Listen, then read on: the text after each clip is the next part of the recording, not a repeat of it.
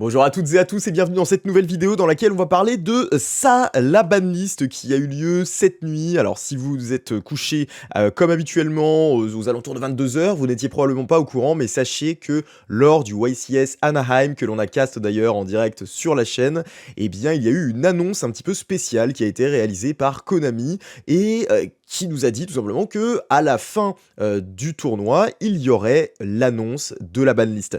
Et ça c'est incroyable au niveau de la communication parce que personne ne s'y attendait. On savait qu'il allait y avoir une banlist d'ici fin décembre, début janvier, grosso modo, et qui allait un petit peu changer les choses au niveau de la méta, mais on s'attendait pas à ce qu'elle tombe aussi rapidement d'une part, et puis qu'elle tombe au milieu d'un event comme ça. Personnellement, je trouve que c'est vraiment une très très bonne chose, et vraiment chapeau à Konami là-dessus. Il y a probablement des choses qui sont perfectibles sur l'intégralité de cette annonce banlist, mais globalement, je trouve que c'était vraiment plutôt cool, ça a rajouté un petit peu de hype à la fin de cet event, même s'il y avait déjà beaucoup de hype, notamment avec la victoire de Trif. Alors dans cette vidéo, on va vraiment réagir à chaud, hein, donc il n'y a pas beaucoup de préparation, il n'y a pas beaucoup de sommeil non plus, puisque on s'est couché tard étant donné que le YCS avait lieu en Californie, mais on va essayer d'être le plus pertinent possible pour vous donner les meilleures informations et surtout mon ressenti sur cette ban. Alors ce que je vais faire, c'est que je vais d'abord passer individuellement sur chacune des cartes, voilà, pour voir ce que ça fait des cartes délimitées jusqu'aux cartes bannies,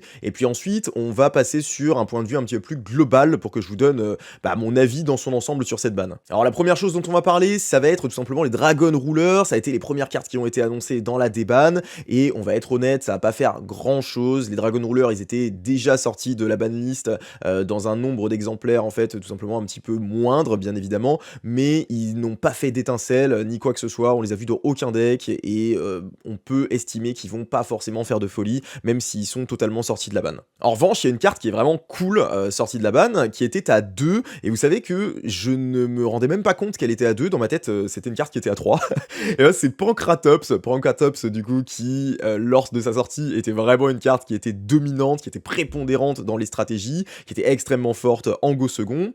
Le fait que ça passe de 2 à 3, au final, c'est un petit peu anecdotique, si ce n'est que c'est une très très bonne idée, bien évidemment. Je pense que c'est une carte de toolbox qui est extrêmement intéressante, que l'on peut mettre dans les side decks selon le format, qui va avoir plus ou moins de force, mais qui pousse à l'interaction avec l'adversaire, et qui permet d'arriver à des situations qui sont très intéressantes. Donc pour moi, je suis vraiment positif là-dessus. Ensuite, on a Tiger, une carte Luna Light, qui a été utilisée dans des FTK, hein, littéralement, et qui était déjà sortie de la banlist à 1 puis à 2. La carte, au final, on l'a pas beaucoup vu hein, dans des stratégies, si ce n'est dans des stratégies qui étaient au fin fond de la méta, et je pense que c'est pas forcément problématique de l'avoir totalement délimité. Attention tout de même, j'aimais peut-être un petit peu plus de réserve que pour des cartes comme Pancra. Tiger, ça peut faire des folies, et on va voir dans les prochaines semaines s'il y a des joueurs ingénieux qui arrivent à trouver quelque chose de très intéressant avec. Derrière, on a Airlifter, le Rescue Ace, qui passe de 1 à 3. Alors on se rappelle, il y a quelques mois, eh bien, cette carte avait été limitée, tout simplement parce qu'il y avait Diable Star et l'engine, donc du coup avec OSS qui était sorti et qui donnait des accès également, et puis qu'il fallait tempérer le deck un petit peu. Le fait que Airlifter ressort de la ban, c'est-à-dire qu'on ressort les pompiers, c'est plutôt cool, ça donne plus d'accès en fait à l'engine, etc. Ceci étant dit, vous allez le voir avec les cartes qui arrivent, notamment dans les cartes bannies, voilà, je vous donne un gros indice, que le deck Rescue Ace va être fortement touché, et donc cette déban d'Airlifter, elle est somme toute tout à fait logique. Les deux cartes suivantes, c'est un petit peu la même chose, hein. Alors je vais vous parler de Colossus et de Ib qui sont passés à 3, c'était des cartes qui étaient limitées à un exemplaire, qui sont ressorties de la banlist il y a quelques temps maintenant. Le fait en fait qu'elle soit à 1 ou à 3, ça va pas changer grand chose. En fait, le problème, il se situe entre est-ce que la carte elle est totalement interdite ou est-ce que la carte elle est autorisée. Mais ensuite, qu'il y en ait un ou plusieurs exemplaires, ça va pas modifier fondamentalement les choses, si ce n'est pour Colossus par exemple pour les decks Thunder pur, mais sinon ça va pas changer les choses. En fait, c'est des cartes qui étaient à 1, qui n'ont pas spécialement posé de problème. Colossus, on sait que ça peut être une carte problématique, mais jusqu'à présent, on se dit que ça peut être relativement maîtrisé. Donc le fait que ça change de 1 à 3, c'est pas très très important au final, et on verra plutôt à l'avenir si jamais cette carte devient problématique, et dans ces cas-là, elle sera de nouveau bannie, voilà. Et puis enfin, on a Opening of the Spirit Gates qui est ressorti de la zone limitée, puisque cette carte était limitée à 1, c'était une carte qui était énormément utilisée dans les stratégies Yubel, et en fait, elle a été limitée, mais c'était pas forcément pour moi la target qui aurait dû être limitée lors de la précédente banlist. Une target, ça aurait pu être par exemple Phantom of Yubel, ou bien l'engine Unchained qui aurait pu être touché, et finalement on avait touché Opening. Je m'étais posé quand même quelques questions, parce que je trouvais que ça limitait pas non plus totalement Yubel, voilà, hein. Et finalement, le fait de la revoir à 3, la chose instantanément que je me suis dite, si jamais vous l'avez vu en live, c'est ok, il doit y avoir un hit sur Yubel, c'est sûr, il y a quelque chose qui a été touché. Est-ce que c'est Phantom of Yubel qui a été banni ou limité? Est-ce que ça a été justement l'Engine Unchained? Est-ce qu'il y a eu un gros hit autre part? Mais pour moi, c'était 100% sûr que ça allait être touché. Pourquoi? Parce que Yubel, c'est un deck qui est encore extrêmement fort dans le format, même s'il n'est pas le meilleur deck, c'est un deck qui a un go first qui est extrêmement oppressant. Et bien que Fuvalos le touche énormément, je pense que libérer Opening, ça peut être relativement dangereux. Mais vous allez le voir dans la suite de la banlist, que je ne m'étais pas trompé et qu'il va y avoir une autre carte qui va être touchée chez Yubel. Au niveau des cartes semi-limitées, on va commencer par la Cyberjar. Alors en dehors du fait que cette carte, je l'aimais beaucoup quand j'étais gamin en 2002-2003 dans ces eaux-là, il n'y a pas beaucoup d'impact hein, avec Cyberjar. Ça n'a pas fait lever les foules et vous comprendrez aisément pourquoi. Alors les deux cartes suivantes, en revanche, c'est un petit peu plus impactant. C'est les Danger, donc Jackalope et Tsushinoko, qui sont des Danger qui étaient tous les deux limités et qui passent donc dans la zone semi-limitée. Alors tous les autres Danger, ils sont free, et ces deux Danger-là, en fait, ce qui les différencie des autres Dangers, c'est que vous êtes sûr d'invoquer spécialement un monstre une fois que vous déclarez leur effet. Là où les autres Dangers, bah, vous n'êtes pas du tout sûr, que ce soit Bigfoot, que ce soit Nessie, Mothman, etc. Bah, vous n'êtes absolument pas sûr d'avoir un body à la résolution, là où ici, vous ajoutez un body à votre board.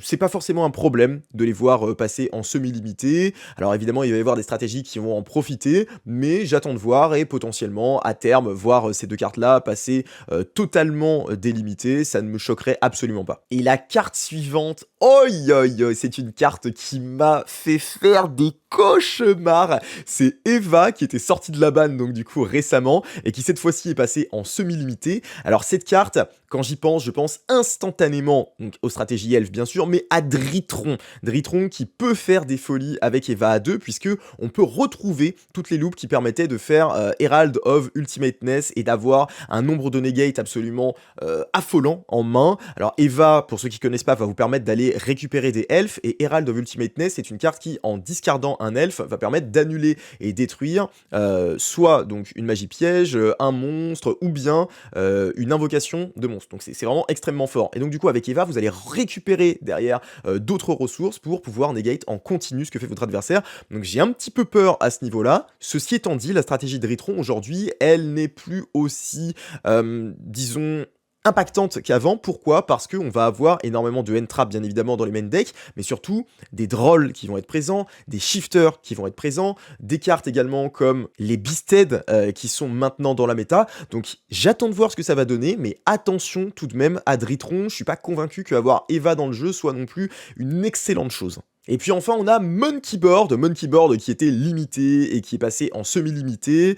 Franchement j'ai pas spécialement d'avis sur ce performapal. Je n'ai pas vu de folie avec Monkeyboard à 1, je ne sais pas si ça fera des folies avec Monkeyboard à 2, mais on attend de voir et peut-être qu'on se retrouvera dans quelques semaines pour voir que c'est une folie qui est Monkeyboard à 2, je ne pense pas.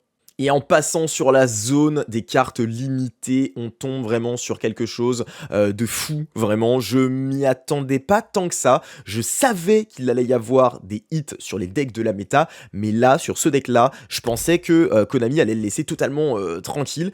Et là, directement, ce qui saute aux yeux, c'est quoi? C'est pour Tenpai, Shundra et Kaimen qui sont limités. Alors, au moment où c'est arrivé dans la salle à Anaheim, eh bien, il y a eu une énorme explosion de joie et je peux le comprendre. Tenpai, c'est un deck qui, depuis sa sortie, est extrêmement oppressant. C'est un deck qui a une stratégie de Go 2, mais qui va pouvoir tout simplement accumuler les cartes de Go 2 avec des Raigeki, des trous noirs, le fait d'avoir des Fuvalos en main deck, ce genre de choses-là, et qui derrière va vous atomiser avec des one-card combo qui OTK il monte d'ailleurs sous shifter, ce qui est pas mal du tout.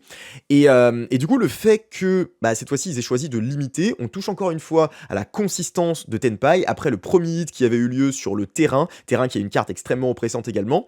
Le fait que Shundra passe à 1 et que Kaimen passe à 1, ça va être, je pense, très compliqué pour le deck de s'en sortir. Pourquoi? Parce qu'il va avoir beaucoup moins accès à ses cartes d'engine, il va également avoir potentiellement moins de grind, parce que ça arrivait, étonnamment, d'avoir des games avec Tenpai qui se passent au grind, avec le Tenpai qui résiste, qui active une, deux, la troisième Kaimen qui va être là derrière pour tuer sur un tour ultérieur, et ça c'était potentiellement problématique. De la même manière, la range de ses mains, bah, du coup, elle va être totalement modifiée, puisque on va potentiellement avoir moins souvent des cartes, enfin des mains en fait, qui permettent de breakboard, puis d'avoir de l'engine, puis d'avoir l'extender, et littéralement d'OTK, et avec la personne qui est en face et qui se dit, mais j'ai pas joué au jeu en fait. Genre j'ai fait mon board, mais derrière j'ai pas joué au jeu, je me suis littéralement fait atomiser.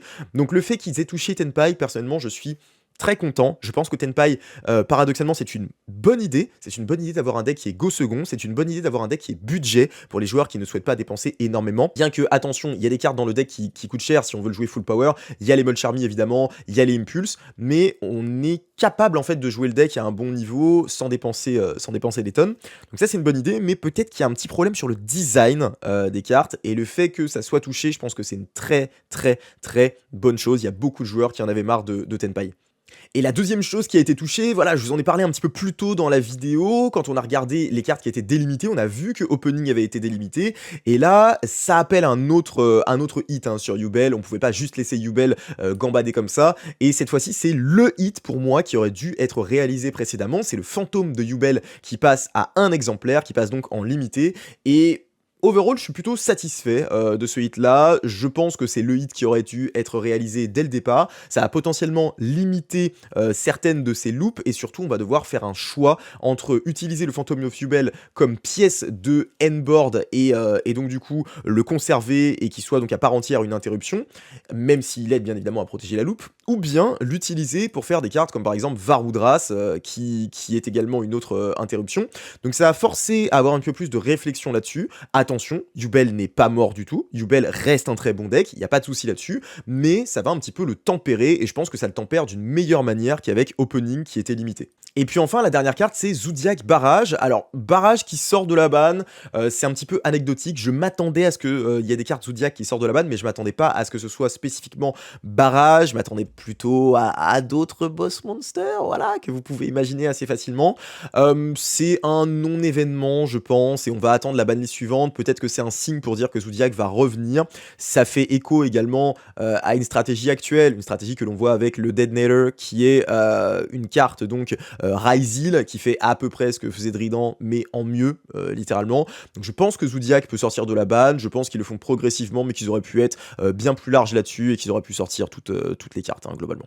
Et là, alléluia, incroyable, quand on voit cette zone de cartes bannie, et bah, il y a des choses qui sautent directement aux yeux. Ces 3 cartes, je pense que ce sont de très bons hits, on va en parler individuellement, et puis ensuite je vous ferai un récap définitif. Alors il manque des choses bien sûr, mais on va déjà se contenter de ça. La première chose, c'est tout simplement Gimme Puppet Nightmare et Jogun qui sont bannis. Alors, avec ça, on touche tout simplement à quelque chose que les joueurs pointaient du doigt depuis très longtemps, avec Branded qui avait une stratégie qui était très oppressante et qui permettait, par le biais de Sanctifier, de réinvoquer ce genre de cartes-là, et qui loquait totalement l'adversaire qui ne pouvait rien faire et qui ne pouvait pas jouer au jeu de cartes à jouer Yu-Gi-Oh! Alors le fait que ça soit sur la ban et que l'on commence à bannir toutes les targets, je pense que c'est une bonne chose. Je pense quand même qu'on devrait plutôt bannir le problème, c'est-à-dire que ici le souci c'est probablement Sanctifier, parce qu'il y aura toujours des targets à ban, et on pourra toujours en fait en abuser de cette stratégie-là. Ceci étant dit, si jamais à chaque fois il banne toutes les targets et que Sanctifier du coup redevient ce qu'il était censé être, c'est-à-dire quelque chose qui invoque spécialement sur le terrain de l'adversaire pour ensuite avoir sur son terrain le Albaz qui fait un effet et qui invoque spécialement un Mirror Jade, et bien dans ces cas-là, pas de problème, parce que c'est comme ça que cette carte aurait dû être designée. On veut avoir un matos pour le Albaz donc du coup qui bouffe le matos, qui fait un Mirror Jade et tout, et là, en fait, on n'était pas sur ce qu'était censé faire la carte, avec des Gimmick Puppets qui popaient sur le terrain de l'adversaire, avec des Jogun, avec des trucs comme ça, avec beaucoup de cartes en fait qui étaient là uniquement pour bloquer le jeu. Donc moi, ça faisait très longtemps que je militais pour une ban de Sanctifier. Ici, il touche les targets, très bonne chose. Et maintenant, la deuxième chose là qui apparaît dans cette banlist, c'est vraiment un coup de tonnerre, c'est OSS qui est ban. Alors il y avait beaucoup de personnes qui en parlaient, je ne savais pas spécialement perso s'ils allaient ban OSS, mais c'est très intéressant puisque ça va mettre un coup d'arrêt monumental à Snake Eye qui se servait de cette carte en fait pour avoir accès à son engine, qui pouvait donc avoir accès à ses poplars, ses frênes et ses chaînes. On a déjà des cartes qui sont limitées, justement, dans ces trois cartes-là. Là, on se retrouve avec OSS qui limite, la ban d'OSS qui limite totalement les accès à ces cartes-là. Et donc, du coup, on a très peu de starters maintenant dans le deck. Donc, qu'est-ce qu'on va faire? On va jouer l'engine Snake Eye, justement en engine, dans d'autres decks. Mais je pense qu'en tant que deck seul, Snake Eye, c'est terminé. C'est la fin, c'est l'arrêt de l'année du feu. Et c'est un coup d'arrêt monumental à cette stratégie. La bonne chose ici, c'est que en fait, en bannissant OSS, en fait, ça laisse toujours la possibilité de jouer l'engine Diable Star, mais pour ce que je pense il était réellement censé faire, c'est-à-dire utiliser les cartes pièges qui sont dans l'archétype, utiliser les magies, utiliser par exemple la déception pour avoir accès à l'engine Azamina, tout ça, mais pas pour avoir juste en fait, dès que tu joues des feux level 1, qu'est-ce que tu vas faire? Tu vas mettre 3 diables, tu vas mettre tes wanted et tout, et tu vas rajouter des accès à ton engine. Je pense que c'était un petit peu problématique, et le fait que ça soit ban, je pense que c'est un bon hit, d'autant plus que on voulait effectivement que Snake Eye prenne un bon coup dans l'aile. Alors, il y a des cartes quand même qu'on s'attendait à voir quelque part sur cette banlist, notamment les Finsmith et les Kashtira qui restent totalement non touchés. Alors, il y a des gens qui voulaient absolument que l'engine prenne un hit, je faisais partie de ces personnes-là, je pensais que Moon notamment allait être touché, finalement Moon n'est pas touché. Est-ce que c'est un problème ou pas? On va le voir durant le prochain format, mais c'est sûr que les Finsmith et les Kashtira sont quand même des grands gagnants de cette banlist. Alors si on fait un récap général sur l'intégralité de cette banlist, je pense que c'est une bonne banlist, c'est une banlist qui est vraiment correcte, pas de souci. Tout ce qui a été touché ou bien ce qui a été délimité, etc., je pense que c'est à juste titre, il n'y a aucun problème là-dessus.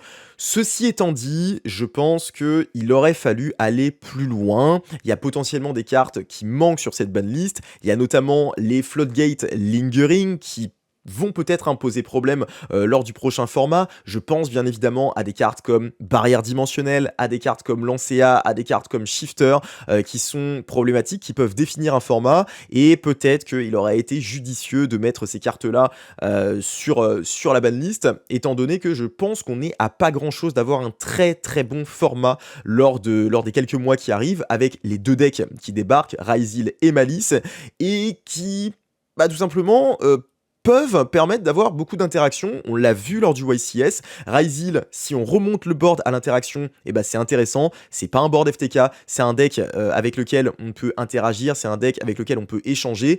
Et le fait qu'il y ait des cartes comme Dim Barrier ou des cartes comme ça, je pense qu'on n'avait pas forcément besoin de ça dans la méta qui arrive. Donc peut-être qu'il manque ça sur la banlist. Ceci étant dit, ça reste quand même tout à fait correct. Alors après, il y a potentiellement d'autres cartes qui manquent, notamment peut-être des Floodgate, parce qu'on sait qu'ils ont commencé le ménage dans les Floodgate. On a vu Skill Drain qui s'est fait toucher, Anti-Spell, Zerkan, Rivalry, toutes ces Floodgates là. Et là, j'ai l'impression qu'il y a un petit coup d'arrêt dans cet élan là, même si on touche à Gimmick Puppet Nightmare et Jogun qui sont techniquement des Floodgates telles qu'elles étaient utilisées, mais ils auraient peut-être pu toucher d'autres cartes. Alors c'est vrai qu'on a vu notamment Deck Lockdown, qui est une carte qui a vu énormément de play lors du précédent format, mais il y a d'autres cartes qui auraient potentiellement pu être touchées, évidemment. On va voir ce que ça va donner sur la prochaine banlist, mais j'espère qu'ils vont continuer dans cette voie-là pour que Yu-Gi-Oh! Soit un jeu qui soit toujours plus interactif et toujours plus intéressant. Globalement, les gagnants de cette banlist, c'est qui? C'est Ryzeal, bien évidemment, Malice, qui vont tout simplement être non touchés puisqu'ils viennent de sortir et qui voient leurs concurrents s'affaiblir. Que ce soit du côté de Tenpai, où on perd des cartes de consistance et où on va avoir moins de mains qui vont être totalement broken puisqu'on va être obligé de se réinventer. Des decks comme Snake Eye, qui sont totalement détruits avec la ban de OSS, ou bien des decks comme Yubel qui perdent 2 Phantom of Yubel et qui, même s'ils restent bons, perdent encore un petit peu de de terrain par rapport à eux. Bah, je pense que ouais, vraiment les grands gagnants ça va être Ryzeal, Malice, à l'opposé, bah, les decks que je viens de vous énoncer, je pense que c'est vraiment les perdants. Yubel, probablement un peu moins que Tenpai, qui est probablement encore un petit peu moins perdant que Snake Eye, qui a tout perdu, mais ça va être très intéressant dans tous les cas de voir la prochaine méta. Je suis giga hype pour savoir comment ça va se passer et comment les autres decks vont s'en sortir face à Ryzeal et Malice. Dans tous les cas, je vous remercie d'avoir suivi cette vidéo. On va passer un petit peu plus de temps prochainement à analyser justement ces nouveaux decks. Je vous ai déjà sorti une vidéo comment battre Ryzeal, ça va arriver pour Malice, et puis je vous mettrai également des petites vidéos combo sur ces deux decks pour toujours pousser plus loin l'information concernant les dernières sorties. En attendant, n'hésitez pas à me dire en commentaire ce que vous avez pensé de cette banlist. Est-ce que vous l'avez suivi en direct? Est-ce que vous avez aimé la communication de Konami la concernant? Qu'est-ce que vous pensez des cartes limitées, des cartes qui sont sorties de la banlist, des cartes qui ont été bannies? Dites-moi tout ça en commentaire parce que c'est super intéressant d'avoir votre avis et ça me permet de voir un petit peu quelle est l'ambiance générale à ce propos. D'ici la prochaine vidéo, prenez soin de vous, n'oubliez pas de laisser le petit like si jamais vous avez kiffé et de vous abonner pour être au courant de toutes mes prochaines sorties parce que je suis assez actif en ce moment sur YouTube comme vous avez pu le voir. En attendant, prenez soin de vous et je vous dis à la prochaine. Ciao l'équipe.